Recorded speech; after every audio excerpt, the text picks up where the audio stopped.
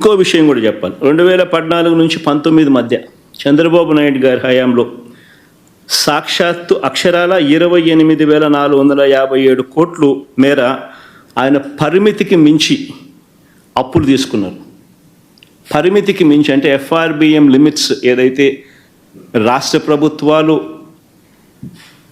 హక్కుగా ఏదైతే బారో చేసుకునే కెపాసిటీ ఏదైతే ఉంటుందో ఆ బారో చేసుకునే సొమ్మును ఆ బారో చేసుకునే అప్పు కంటే కూడా చంద్రబాబు నాయుడు ఎక్సీడ్ అయి తాను బారో చేసిన అప్పు 28,457 కోట్ల రూపాయలు. ఇది కాగ్ రిపోర్ట్స్, ఇవన్నీ నేను చెప్తా ఉన్నటువన్నీ కూడా CAG reports, union finance commission reports, ministry of statistics and programme implementation government of India reports. 28,457 కోట్ల రూపాయలు చంద్రబాబు నాయుడు గారు తన 5 సంవత్సరాల పాలనలో FRBM లిమిట్స్ దాటి తాను ఎక్సెస్గా బారో చేస్తే ఆ మేరకు మా ప్రభుత్వ హయాంలో అప్పులపై కోత పడింది. ఇన్ఫ్యాక్ట్ అది కూడా చంద్రబాబు నాయుడు చేసిన ఎక్సెస్ బారోయింగ్ మా మీద కోత కూడా పడింది. ఆ రకంగా చూసుకున్న చంద్రబాబు నాయుడు గారు ఆ టైంలో 28,457 కోట్ల రూపాయలు ఎక్సెస్ బారోయింగ్ తాను చేస్తే మా హయాంలో ఎక్సెస్ బారోయింగ్ ఎంత అంటే కేవలం 1,600 కోట్ల రూపాయలు. సో నేను అడుగుతా ఉన్నది ఒకటి, ఎవరు ఆర్థిక విధ్వంసకారుడో చెప్పడానికి ఈ డేటా అంతా కూడా కనిపిస్తూ ఉంది. ఎవరు క్రమశిక్షణతో నడిచారు, రాష్ట్ర ప్రభుత్వాన్ని నడిపించారు అని చెప్పడానికి ఈ డేటా అంతా కూడా చూస్తే ఎవరికైనా అర్థమవుతుంది. ఈ మనిషి ఇప్పుడు సూపర్ 6లు, సూపర్ 7లు ఇవన్నీ కూడా ఎగ్గొట్టడానికి ఈ మనిషి ఒక భూతం ఉన్నట్టుగా ప్రచారం చేసే కార్యక్రమాలు చేస్తూ ఉన్నాడు. వాస్తవం చెప్పాలనంటే చంద్రబాబు నాయుడు గారి హయాంలో కోవిడ్ లాంటి మహమ్మారి ఎప్పుడూ లేదు. 2 సంవత్సరాలు కోవిడ్ లాంటి మహమ్మారి వైఎస్ఆర్సీపీ ప్రభుత్వం అధికారంలోకి వచ్చిన తర్వాత మా ప్రభుత్వం హయాంలో కోవిడ్ లాంటి మహమ్మారిని చూసాం. ఎప్పుడు చూడాల. రాష్ట్రానికి సంబంధించిన వనరులు తగ్గిపోయిన పరిస్థితి, అనుకోని ఖర్చులు పెరిగిన పరిస్థితులు, ఒక విచిత్రమైన పరిస్థితి. దేశంలో కాదు ప్రపంచంలోనే ఎప్పుడు చూడని కోవిడ్ లాంటి మహమ్మారి 2 సంవత్సరాలు రాష్ట్రాన్ని బట్టి పీడించింది, దేశాన్ని బట్టి పీడించింది, ప్రపంచాన్ని బట్టి పీడించింది. అయినప్పటికీ కూడా చంద్రబాబు నాయుడు గారి హయాంలో వర్సెస్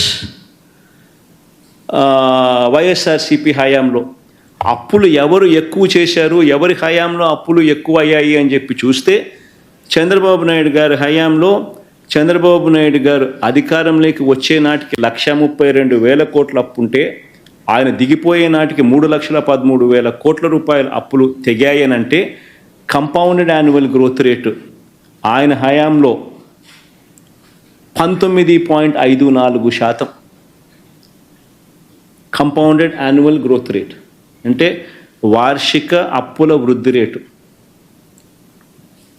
అదే మా హయాంలోకి వచ్చేసరికి మా 5 సంవత్సరాల్లో 3,13,000 కోట్ల రూపాయల నుంచి 6,46,000 కోట్లకు మా హయాంలో అప్పులు పెరిగాయి అని అంటే కంపౌండెడ్ యాన్యువల్ గ్రోత్ రేట్ 15.61%. అంటే చంద్రబాబు నాయుడు గారి కంటే 4% అప్పులు తక్కువ మా హయాంలో జరిగినట్టుగా లెక్కలు క్లియర్గా కనిపిస్తూ ఉన్నాయి. అంటే ఎవరు ఆర్థిక విధ్వంసకారుడు అన్నదానికి ఇవన్నీ లెక్కలే సాక్ష్యం.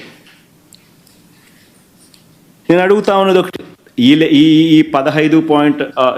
6,46,000 కోట్లకు నాన్ గ్యారంటీ అంటే గవర్నమెంట్కి అసలు మామూలుగా అయితే ఇది బడ్జెట్లోకి కూడా రాదు.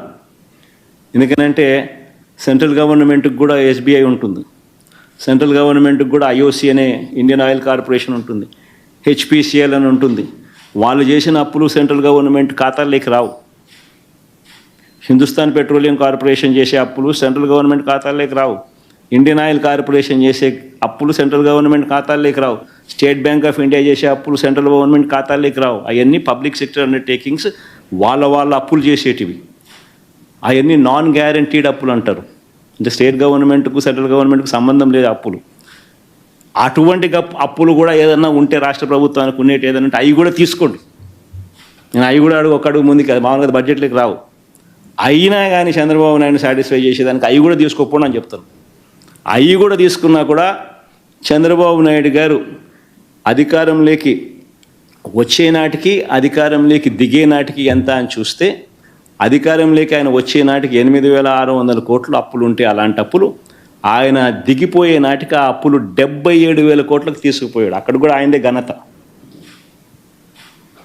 మా హయాంలో అటువంటి అప్పులు 77,000 కోట్ల నుంచి తగ్గించడం ఓ 2,000 కోట్లు, 75,000 కోట్లని అక్కడే ఉంది, ముగిసింది. అంటే ఆయన హయాంలో 54.98% compounded annual growth rate non guaranteed అప్పులు పెరిగిన శాతం.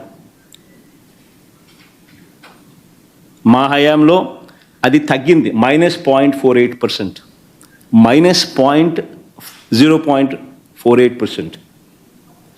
టోటల్గా ఆ అప్పులు అంటే టోటల్గా గవర్నమెంట్ అప్పులు, గ్యారంటీడ్ అప్పులు, నాన్ గ్యారంటీ అప్పులు ఆఫ్ ది గవర్నమెంట్ కూడా కలుపుకుంటే మొత్తానికి రాష్ట్రానికి సంబంధించిన అప్పులు ఎంత ఉన్నాయని చెప్పి చూస్తే, చంద్రబాబు నాయుడు గారు అధికారంలోకి రాకమునుపు 1,40,000 కోట్లు ఉంటే అది కాస్త చంద్రబాబు నాయుడు దిగిపోయే నాటికి 3,90,000 కోట్ల రూపాయలకు ఎగబాకింది.